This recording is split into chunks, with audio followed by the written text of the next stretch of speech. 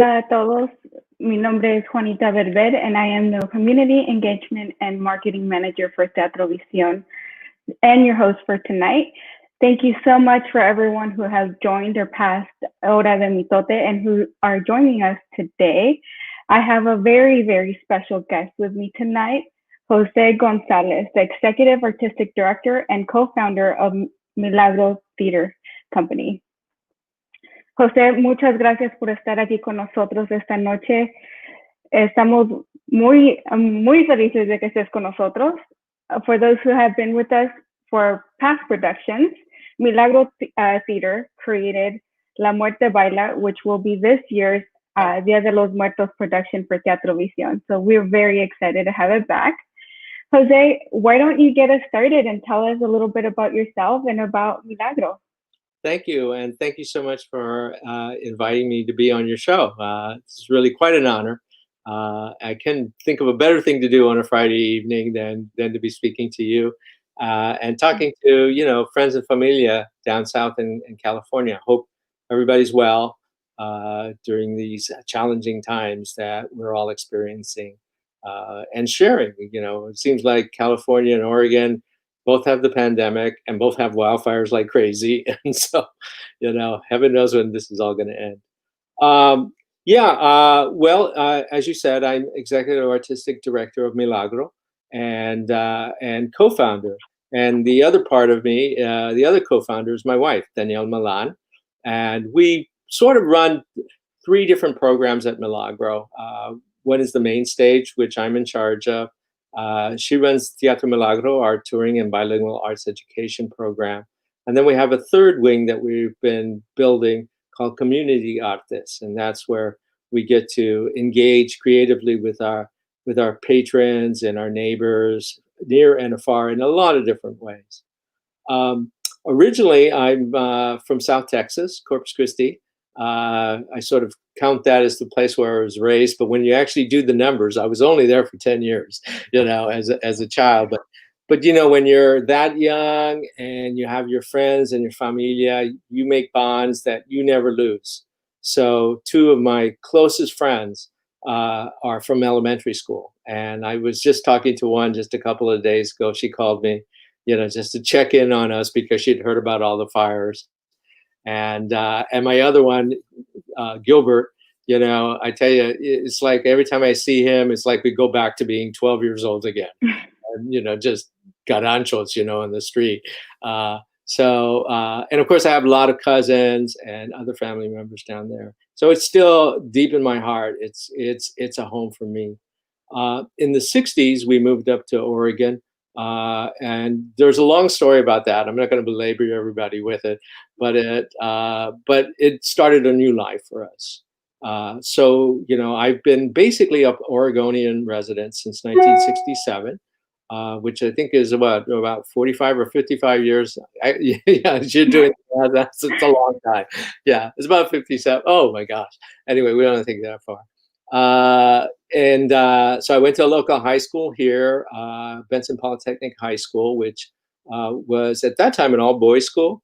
And it was actually designed to teach trades and other sort of technical skills. So my major was in architectural drafting, which I never realized would actually be a huge benefit to my future and my career when I started in the theater. Then let's see what happened. Oh, I went to UCLA, so down in I went to University of Santa Clara, just down there in your neighborhood. Right. Yeah, and I got my undergraduate degree there. I studied for a year in Europe, in Vienna. One of the languages that I speak a little bit is German. And that kind of hailed from the fact that my father was in the army, and for about 2 years we were stationed in Stuttgart, Germany. So I always had a kind of connection to the German people and the language. And I studied when I was in high school and in college. And then I got the great privilege to be able to stay there for a year and learn a lot about the arts and a lot about history and a lot about cultura.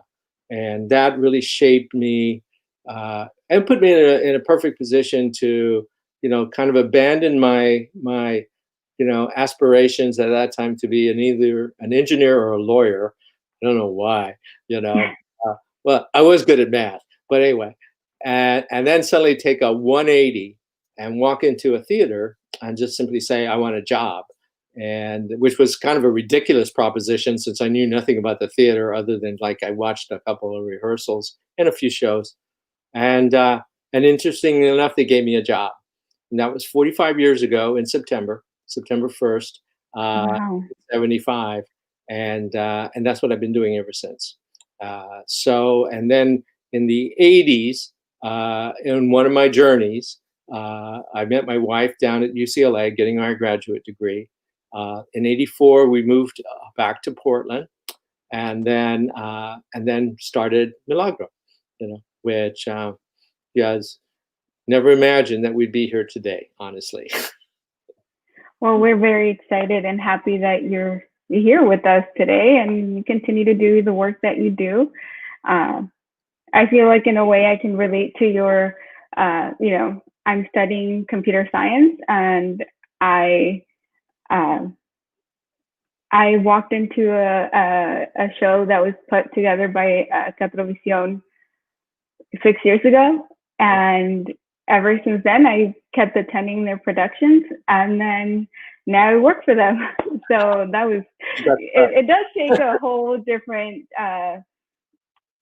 turn and twists and turns when, especially for me, it was really nice to see stories that I could relate to, culturally, and just I fell in love with the stories. I said, hey, why don't we try to work for them? So it's really good. Definitely great.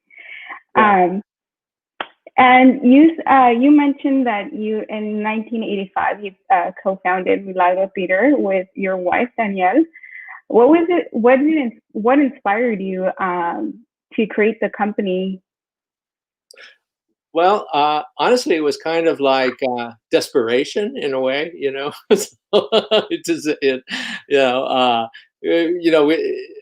it sounds kind of prosaic, but there were no like, oh my God, we're going to change the world kind of dreams, or we've got this burning message to convey.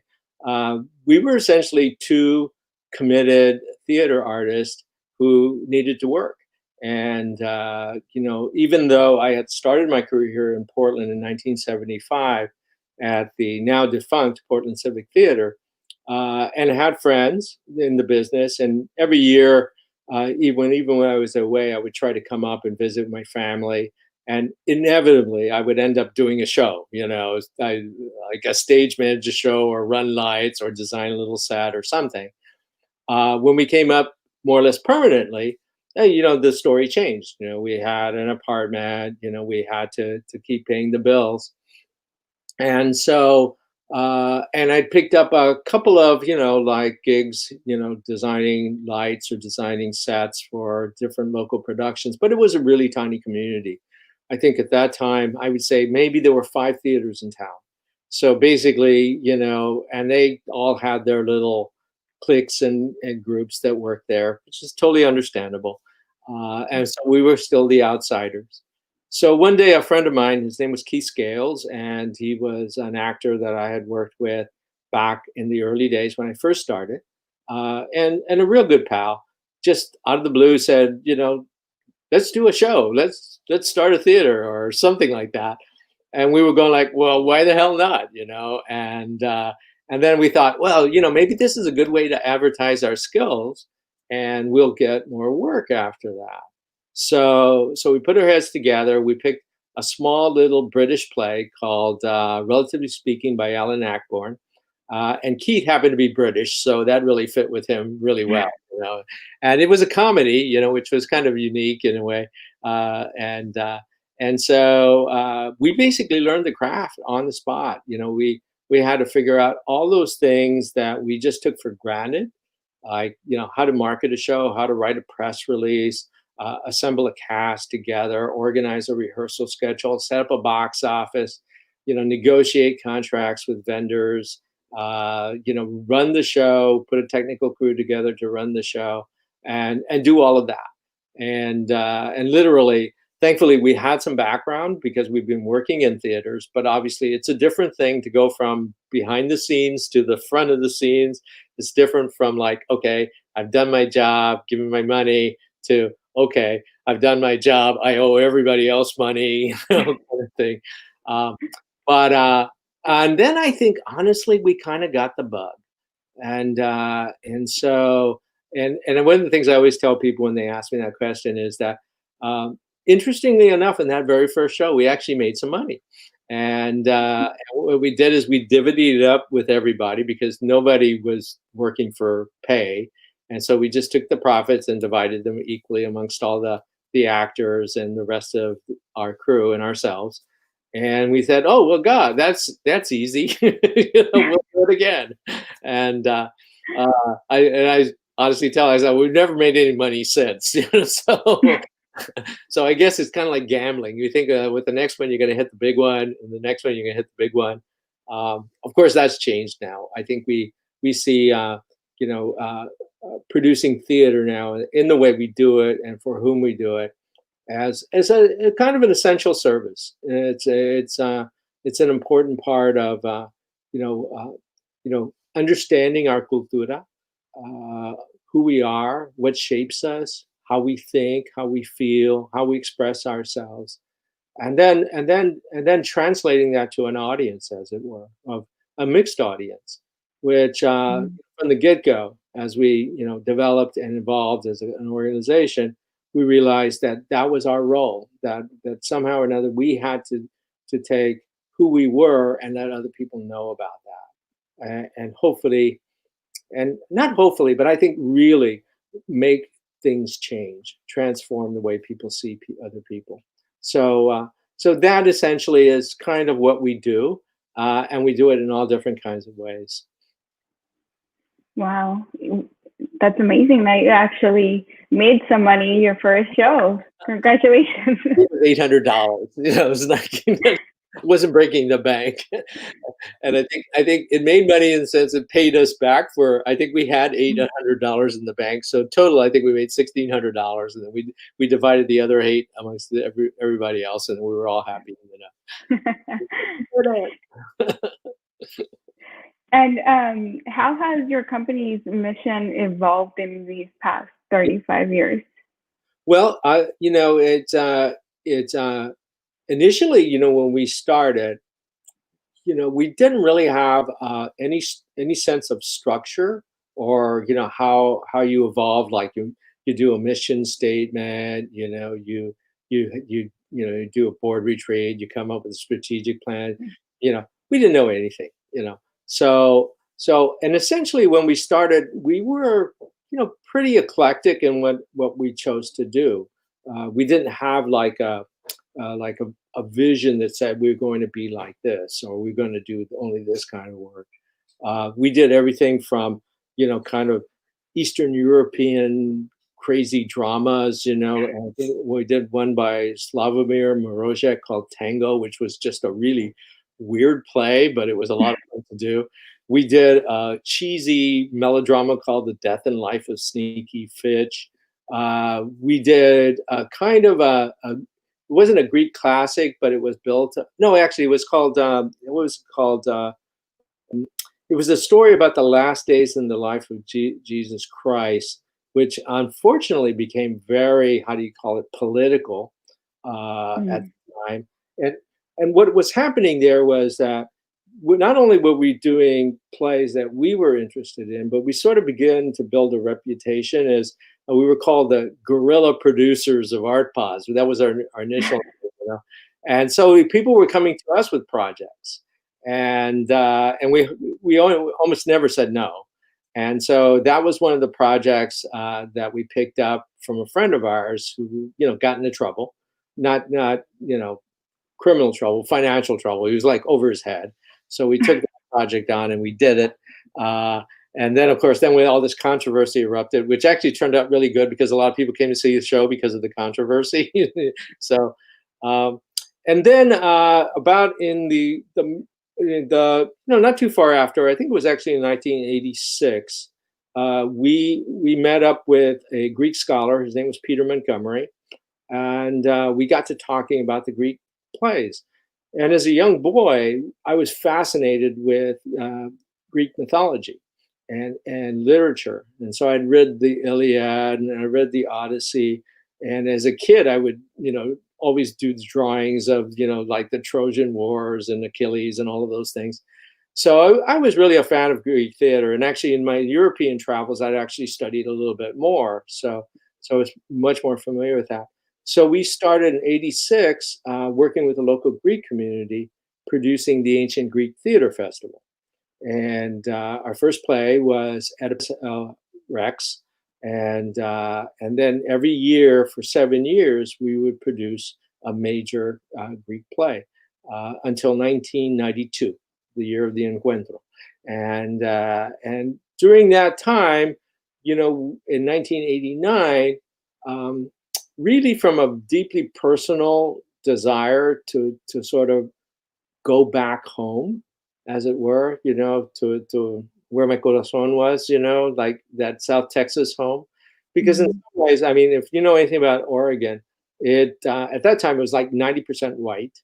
Latinos were pretty hidden, and our population at that time was under 4% of the state, and I'm not sure exactly what the total was, but it was definitely under 4%. And we were not well treated or considered as people. So it was somewhat hard sometimes to live. You didn't have any of the things that you had back in, like our little barrio down in the Tejas. Mm-hmm. You didn't have the smells, and the people walking down the street and the música playing from the next door neighbor, and people talking Spanish and English, just like, butter, moving back and forth. So I got real homesick. And so we started having conversations about shutting down the theater and maybe moving back to Tejas or doing something like that. And my wife was adamant that we weren't going to do that, and so I thought about it, and then I thought, okay, if I'm feeling like this, maybe there are a lot of other people that are feeling like this too. And so we decided to mount, the Northwest First Hispanic Cultural Festival.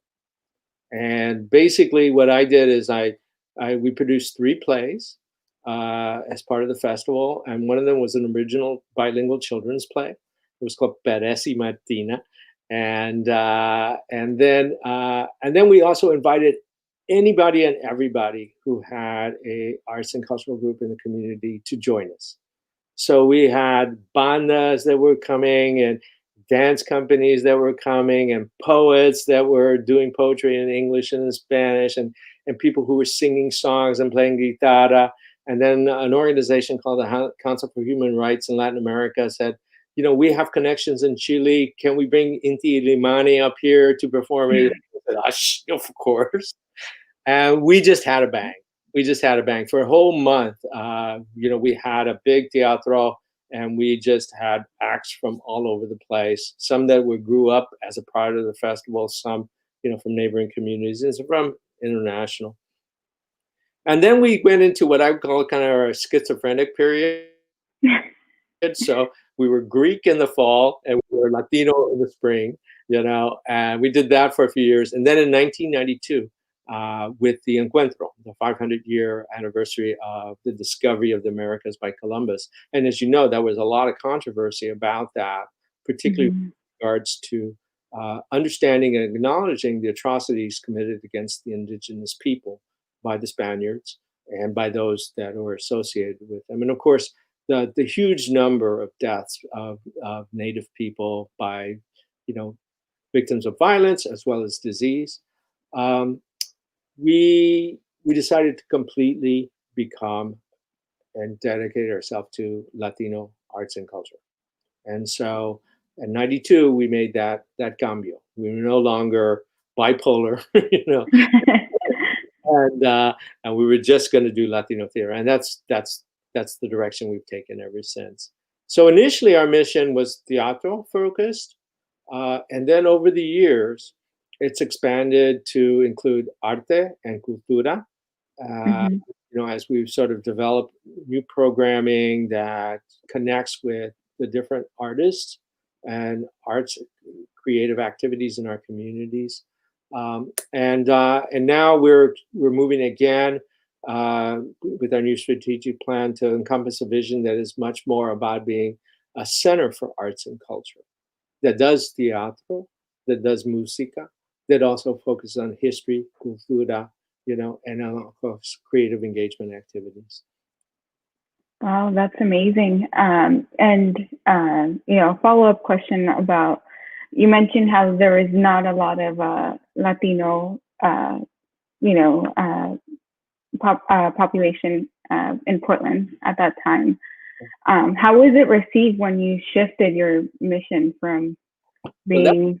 Yeah, that was a big test, because like I said, at that time, I had the question. I said, I wonder if there are a lot of people like me, people Mm-hmm. who were artistas who weren't being able to express themselves, or people who just wanted a way to express themselves.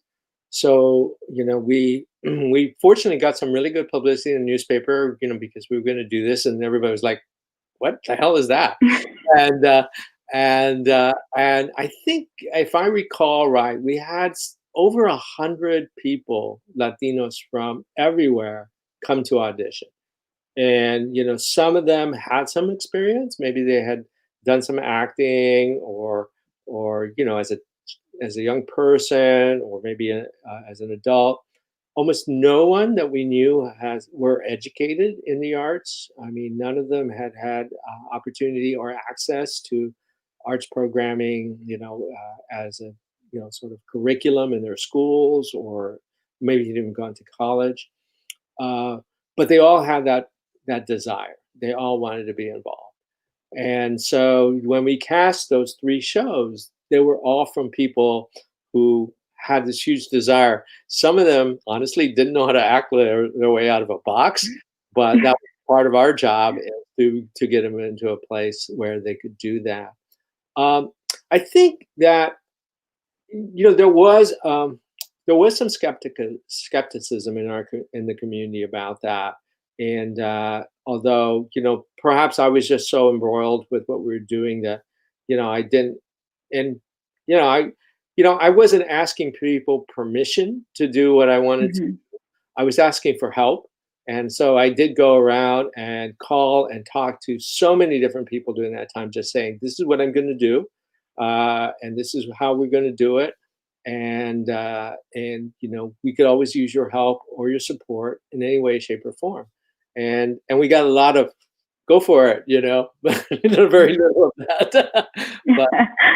But there was some subtle pushback. And one of the things that I still tell today was that in those first years, particularly as a Latino company, as we were learning how to write grants, we had written a grant to an institution. I'm not going to say who or but and we got denied. And in those days, we weren't asking for a lot of money. Maybe $1,000. That was considered a lot of money. $500, whatever.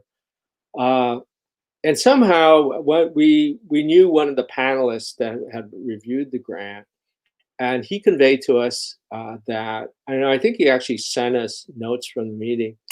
And one of the people who had been reviewing the grant basically said something like, if it's going to be by Latinos, it's not going to be any good. And at that point, I knew what we were up against. And so that sort of, I don't know, energized me to sort of say, okay, we're going to do this, and we're going to do it good. We're not pros at that time, and I would not allow ourselves to talk about us as pros, particularly us. Like I said, in those early days, we were training people in rehearsal, and that was, to get into a place where at least they could, perform. But we got better. We got better, and I think now we have some of the best talent in Portland. And now I have to fight with all the other theater companies because they want to hire all the Latinos that have been building their reputation at Milagro. And because, now there's all this issue about, we got to be diverse, we got to be BIPOC, we got to show a lot of color on stage. we've never done anything about it before in our history, but here Jose has done it at Milagro. Let's go and get some of those actors, So, but in another way, that's also what we wanted to happen. We wanted our actors to be able to go anywhere and to perform at any house and to do a great job and make us proud. And so now we sort of said, okay, now we got to double down. We got to make more actors. We got to make more art. We got to do more stuff, because now, we're feeding a larger community that is really now, getting it and is interested in kind of presenting people of color on stage. So yeah, work never gets easy around here, I tell you, Yeah, and you all have a lot of stuff going on right now also, right? It's crazy. Yeah, we should be shut down and quarantined, but yeah, we just finished Blast Off, which is our new children's program based on Ellen Ochoa, the first Latina astronaut. And this one we had to completely do in a virtual means. And so I think we're in the final stage of what we call post-production, where they're basically taking all of the video and the film and they're putting it together. I think it's going to be terrific. We've been able to do some unusual effects because we have a great artist working with us who does special effects. So she's been able to do that. We're working on a play that we produced last year called Winca, which is a play about the indigenous people of Chile and their relationship to the environment. So it's basically an environmental play. Again, that we're going to produce that digitally, even though we did it in person a year ago. Right now, I'm working on our first main stage production of the year, our 25th annual Dia de Muertos Festival, which is titled Las Adelitas, and it pays homage to the courageous women who fought and supported their men during the Mexican Revolution. And we're connecting that to kind of like our own war that we're having right now with COVID and frontline workers who are often women and dealing with that. And we've got this incredible collaboration with teatros all across the Western United States that we call Teatros Unidos. And one of them is Teatro Visión in San Jose. And we're collaborating on Milagro's INGENIO 2020, which is a play and playwright development project. And this is where we put out a national call. We received, I think, over 90 submissions from Latino artists all over the country of brand new plays, unproduced. We had, I think, over 30, I think, reviewers, again, spread out all over the country who read the plays, scored them through 3 different rounds. And then we narrowed it down to 12 plays that, were all kind of like top. And we had 6 organizations or groups of organizations all, dying to produce one of those plays as part of the festival. Everybody got their number 1 pick. And then we picked at the end. So and so that actually launches next week on the 25th, a week from now. And so well, yeah, I know. So I say, God, we should be like like I said, sitting at home, quarantine, drinking wine all day, and we're like busier than ever. And and one of the things I think is that I think during times like this, it's even more important, if you can ever say that, to continue producing the work and connecting with the community. And we are probably looking at a lot of different things that we're going to do that are more, how do you call it, community centric. So just in the today, actually, we got approached by the Oregon Health Authority, a representative from them, about doing a radio novela to reach the farm workers in our community, most of them who are native Spanish speakers, and to do programs that are health focused, to inform them and motivate them and to seek assistance or to seek information, hopefully to tamper down some of the negative effects of COVID. Right now in Oregon, 40% of the COVID cases are in the Latino community. That's the highest percentage of any community whatsoever. And a Right. lot of them are amongst, workers in the fields, workers in the factories and the canneries and those places like that, where they're forced to work together and not often provided with, protections, adequate protections, or they just don't have the information available to them in their own language, or they don't understand the significance of them. So those are probably projects that are coming along the board, in addition to our programming projects that we'll be invested in. Well, you hit a little bit on that, the Latino community has been hit extremely hard by, especially farm workers, Yeah. with COVID, and not only COVID, but the fires everywhere. The smoke, air quality has been terrible. Here, unfortunately, the last couple of days have been really like a breath of fresh air. We missed the air and being able to see the mountains. So that, at least, we were like, what else can 2020 bring us? And it was always like that little. Yeah, RBG today, so God, just add that. But yeah, exactly. Well, we had a huge rain downpour last night, so Oh, perfect. yeah, we needed that because we had the worst. We beat you guys by a mile. We were worst in the world, in terms of air quality for large cities. So and literally, it was awful. It was awful. I mean, you would get headaches and your eyes would sting, and everything smelled like you were like sticking your head over the top of a campfire all day long.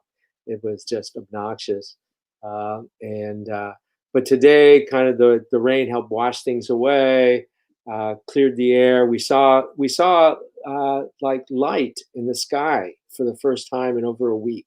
Wow. Yeah, no, everything here was just like a gray fog, and the fog was smoke. So and that was, you know, like I said, over a week of just this gray, oppressive fog. You couldn't see the sun; you would just see a glare.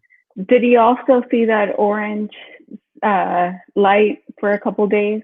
No, we didn't get that, but what we did is we got this yellow amber light, and it was particularly at the beginning, and Mm. it was kind of eerie, so but no, I didn't see the orange. Danielle said that once in a while she would look out, and off in the distance she could see a glow from our upstairs bedroom. And I'm sure in other communities where the fire was much closer, we've seen images there that are horrific, not only in terms of what the atmosphere looked like, but the Mhm. devastation. We lost a lot of communities in Oregon, and they haven't tallied the deaths yet, but I think it's going to be significant at the end.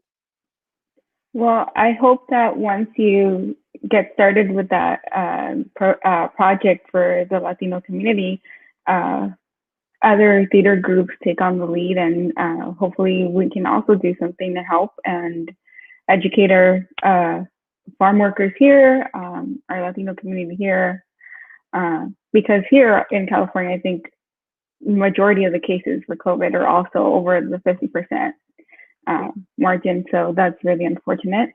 Yeah. But No, it's a yeah. bad thing. Yeah, and it hasn't been remedied. And part of it, I think, is because it's all been happening so fast. I mean, if you think about it, really just started in February, and we're here like what, Mhm. less than 6 months later, and it's hardly time to even think. And we've been talking about how you know it's it's one thing to work in the arts where you're always being challenged. It's Mhm. money or circumstances or something else that or just a creative desire is a challenge. You're taking a step up in the kind of work. It's another then entire different burden to be concerned about your health and about your safety, uh, and not know from one day to the next what the story is going to be. So since last February and then March and April, it's been one detour after another, one workaround after another, one stop and then restart after another, and it just gets really tiring. Good example is Blast Off. Danielle started Blast Off as a conventional play. Started rehearsing. The first weekend rehearsal, they just realized it wasn't going to work. The actors didn't feel comfortable being in a space together, even if they were masked. We shifted rehearsal areas to make the area bigger. It wasn't working. And literally in 1 week, we completely turned it around from what originally was going to be a live performance to a completely virtual performance. And then we had to kind of recalibrate everything that had to do and how to distribute that, how to market that, and how to get that to the schools.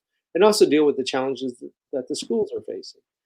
We had one community in Northern California, I think it was Arcata, who had purchased the show or committed to having the show when we were going to do a live performance down there. We were basically going to do it for the entire community.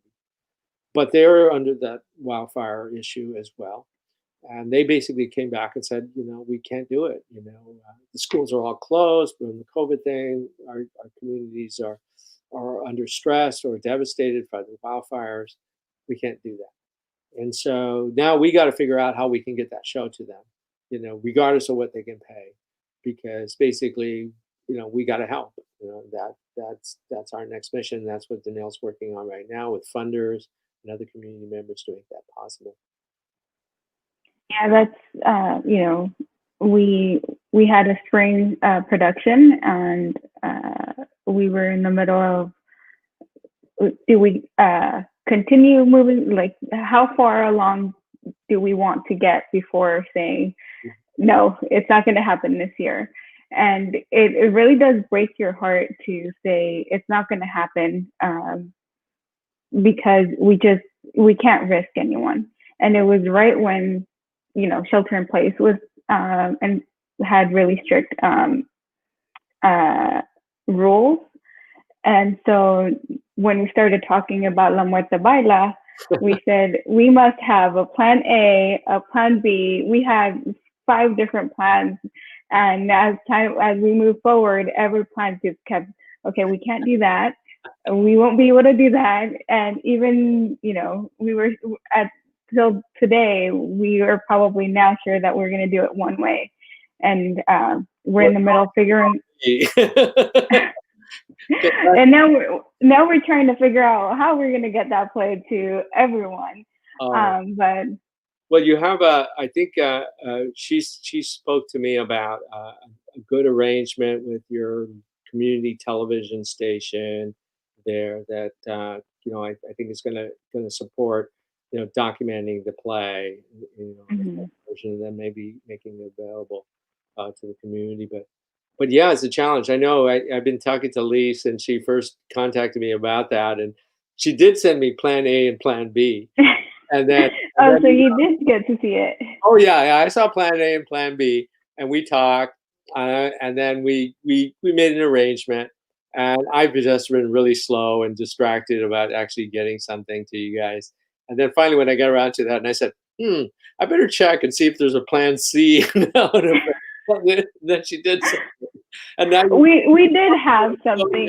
Her again, So no, we know we were in the same boat. I shut down 2 productions on the same day within 30 minutes of each other, and in person.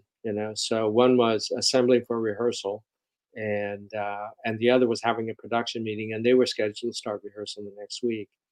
So I went to the production meeting and told them that I was closing the show, and that was basically in response to the governor's edict. Basically,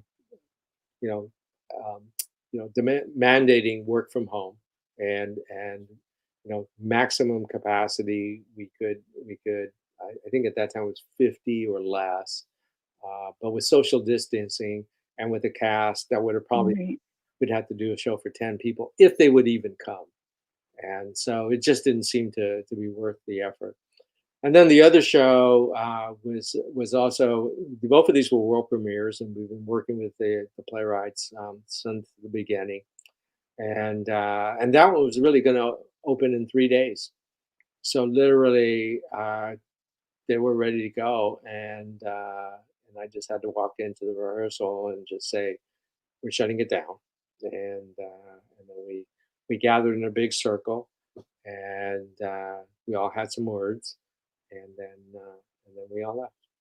So and then and so now we're still navigating that uncertainty as we move forward with Adelitas, with a musical called A Christmas Cuento Remix that we launched last year. And right now, even though we have plans for the spring, we're still kind of, we have to watch and wait and see. Are we going to be able to do it live? Are we going to have to do it virtual? Is it worth it? All those questions that you asked yourself. Right. Yeah. And now, since we're in that the situation of like a pandemic, and we don't know where it'll lead, what would you say is one of the toughest things that you've had to do throughout either the 35 years or just this year in general with the company? Well, I think letting people go is always hard. So one of the things that when we were shut down, I think it was March the 23rd. Um, I wanted to be committed to retaining staff. We did furlough, I think, 4 of our teaching artists because basically we had no school programs, and then we had no other work for them to do. So it was just unfortunate, but and then the balance of the staff, which were like our marketing and fundraising and management staff, uh, we could sustain them. We had acquired a PPP loan, and we knew that we could keep them, on board at least through.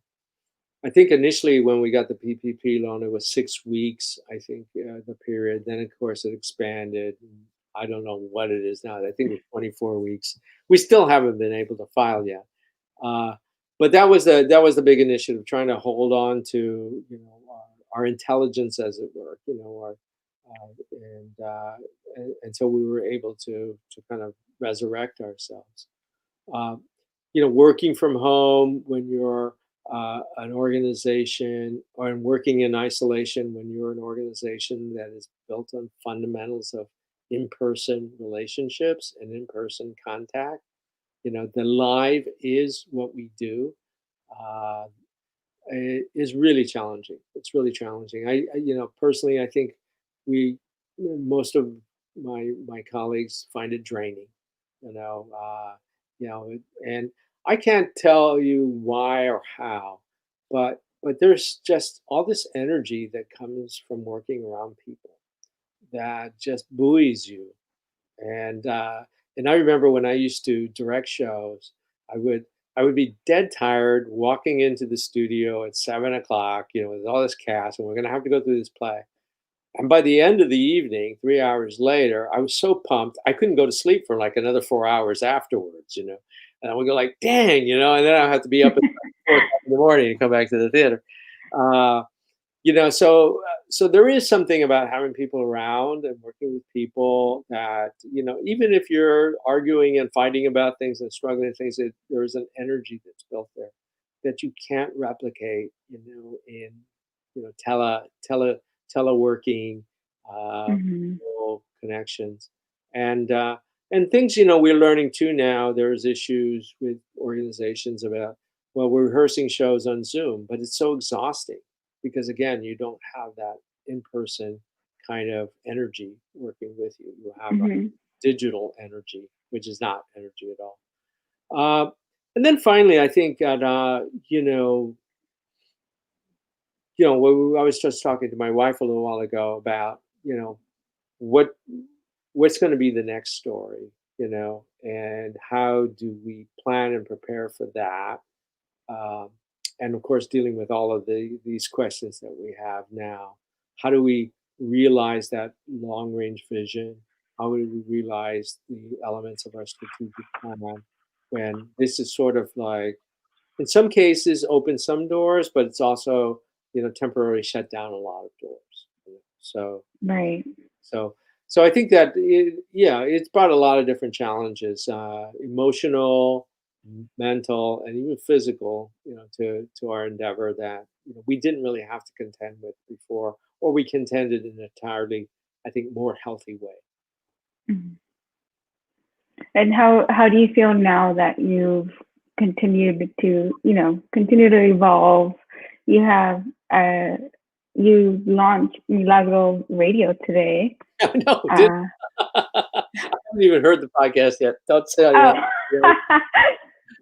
No, today was like, oh my God, I had so many things on my plate that literally, by the time I scrambled out of the office, I think around 3:30, I was just like, went home and I was exhausted. And then I said, oh, I got to prepare for this interview tonight with Juanita. And then I thought, I got to do that podcast. And I was like, oh, I'm too tired. I'll do it tomorrow. Well, thank you for spending, an hour with us today. It's been a pleasure. It's really been a pleasure. Thank you. Milagro is also a member of the National New Work Network, and an organization focused on supporting new theater works, and you're part of their board of directors. Why do you think it's essential to be part of this network? Well, I think it's a perfect fit with what and who we are, not as a Latino identified organization necessarily, but as a creator of new work. That is one of the hallmarks of Milagro, is that over half the work it does, and that is not only recent, but pretty much historically, is new work. And we devise plays, we write our own plays, we commission new plays. So we're really interested in seeing how those creative boundaries can be stretched, and also what are the new voices out there, and what are they saying? Because if you look at the history of theater, and particularly Latino Chicano theater, since the 1970s and 60s, you will see that we've gone through different stages as the communities have evolved, as the artists have evolved in the form, and as our consciousness has evolved about who we are and what we do and how we can contribute to this world around us.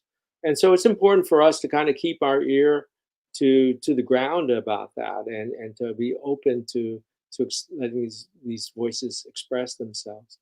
We've also know that we have, like every community and every society in the world, we have our shadows, and we have our dark spaces that we need to explore, and sometimes reveal.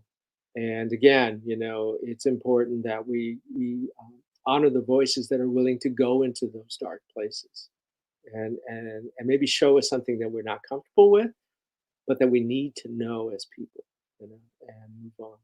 So the National New Play Network advocates and supports new play development and production, and that's exactly what we do. So that was a slam dunk, even though I think we played coy for several years. Well, I remember Olga Sanchez, who was our artistic director at the time, was invited by them to go do a conference down in Louisiana. And I'm going to say it was probably about 2013, 2012 or something like that. And then she came back, and I said, well, how did it go? And she goes, well, there was a bunch of white organizations, and they were really excited about me going down there, and they really want us to join. And I go like, well, what's in it for us? Because basically we do Latino work, and if they're not cultivating Latino artists, why are we there? And so we said no, and then about 4 or 5 years later, one of the board members came. They'd had a conference down in San Diego, and he called me. He says, "Can I come and visit you?" He was, I think it was Jack Ruler from Minneapolis, and Jack runs Mixed Blood Theater, which is one of the sort of special companies in the country that really hone and focus on diversity in the arts, and they live it and they walk it. They're just an incredible group of people. And Jack has, been leading that organization since, like, I don't know how long, forever. But Jack came in the office and he said, we had this meeting in San Diego and we unanimously voted to have you as a new member. And I go like, well, we didn't ask for that. And they said, we voted you in, And I said, oh shit. And and we joined, and we've been members ever since. And then, yes, at that time, the structure of the membership was that if you were a core member, you have more privileges than, let's say, an associate member, but you pay a higher cost. But you are automatically on the board of directors. And at that time, the whole system was set up that every core organization, had a member that was representing the board. So essentially, that was it. We changed that dynamic a couple of years ago as we basically reinvented the organization. And now we have a discrete board of directors that is, nominated and elected, and they represent core, associate, affiliated artists, and ambassadors at large. So it's a very diverse group of committed practitioners who all are helping to move the organization forward. Just a high note, the National New Play Network is funding INGENIO 2020 and supporting the I think the 7 other participating organizations in producing 5 plays, and then we're producing one of those, so or an additional play, so there'll be 6 total for the program. So that's amazing. You've talked so much about all the new work that you produce. So I'm curious to know out of the past 35 years, what has been your favorite new work that you've produced? Oh gosh, well, most of my favorites are Dia de Muertos productions, Mm-hmm. and I love the early ones we did. They were completely crazy, and they were like I describe them as like peñas. We would sing and we would dance and we do poetry and music, and we just had a lot of fun. Our audiences, that's what helped us grow our audiences. And then the program kind of changed direction. And I think it was probably in 2006 that we initiated what I've always described as the Carpa series. And so I don't know what it was. Something stimulated me, and I thought, circus. And I'm not a fan of Cirque du Soleil, but I'm not against it either. But it's the idea that, in the old days, they would have carpas, which are traveling Mexican tent shows that would go throughout the country.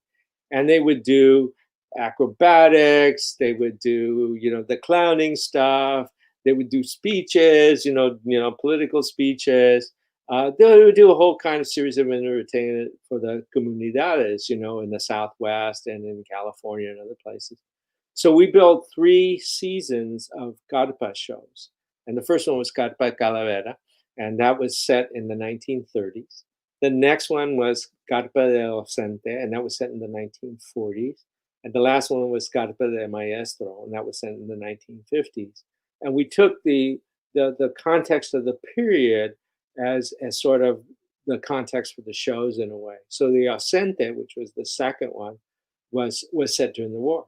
And a lot of the ausentes, the outsiders, were soldiers who were in battle.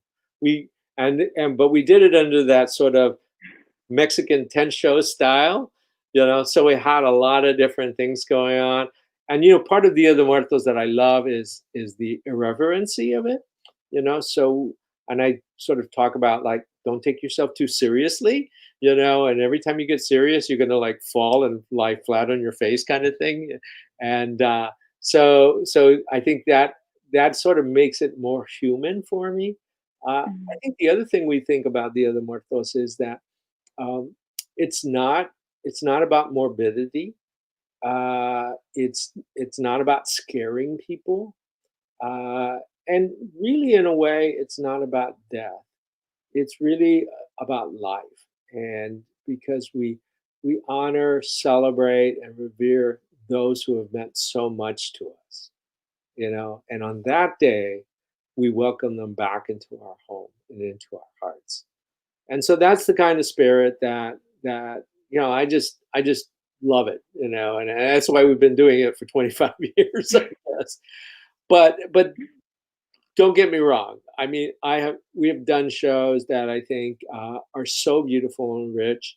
One of them, two of them that were not original plays that were previously produced, but one is Antonio Scarmerta's Burning Patience, Ardiente Paciencia, which we've done twice in English and twice in Spanish. And I think it's the only show that we've done 4 times since, I think that was one of the first shows that we did in our first Hispanic Cultural Festival. It was. And I directed it. I should know that. So this was from 1989. And it's a beautiful poetic piece about the last days in the life of Pablo Neruda and a young couple in love. God, what kind of a combination you got there? The master of prose and poetry and love, and 2 young people, in a sense, also in love, and he's trying to communicate with her, or she's trying to communicate with him, and obviously they're having those challenges. Anyway, I just love it to death, and if I could do it again before I leave, I would. And the other one is the Shrunken Head of Pancho Villa by Luis Valdez, and we've done that at least twice. And in the first venture, I played the young, Villista, or whatever you want to call it. And in the last one, I played the old man, who dies going off to Zacatecas at the end. But I think it's a hoot and it's a romp. And what I love so much about that one is that it comes from it's very early play. I mean, I think it may have been one of his first plays while he was still a student in San Jose.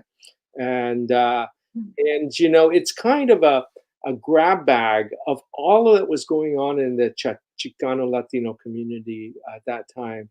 All questions of identity, about politics, about value, about familia, and also about, unfortunately, everything that was compromising and destroying the beautiful possibilities there. In other words, when you create systems that beat people down, that make them not only unequal but inhuman in a way, you can't expect, positive things to come out of that. And so, at that time and really before that, and even now, we see those systems that, sort of oppress people to the point that it twists them and it misshapes them. And it takes a lot of energy and effort, more energy and effort and resources to fix that than if we'd never done it before. So I think, and I'm sure Luis would disagree with me in 1,000 different ways, but I found that a powerful, poetic, political, and kind of irreverent piece that, kind of speaks today, even though it was written way back in the 60s or the 70s. So, those are a couple of my favorites, but we've done a lot. 35 years. Well, thank you for sharing that. Well, we've made it to the end of our hour, La Hora del Mitote. But before we leave, as a Latinx community, we have shown some sort of resiliency through, beginnings of a company in a not so populated Latino community.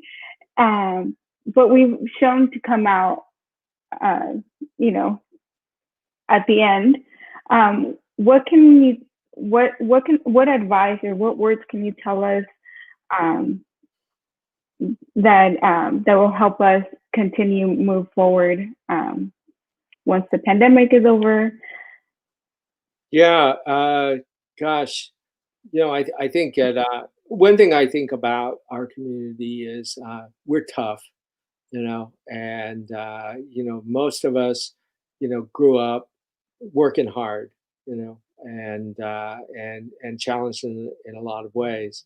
I told you the early story about my family in Texas. Well, one of the big junctures was that my mother and father separated when I was 6, when I was 5.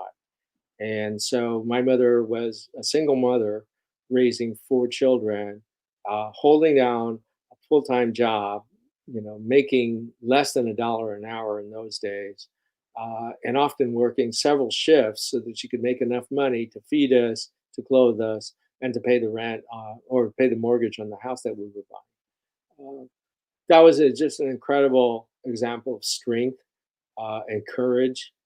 And I think I learned that, and I think a lot of folks like me learned that. And I think that can help us endure difficult situations like this.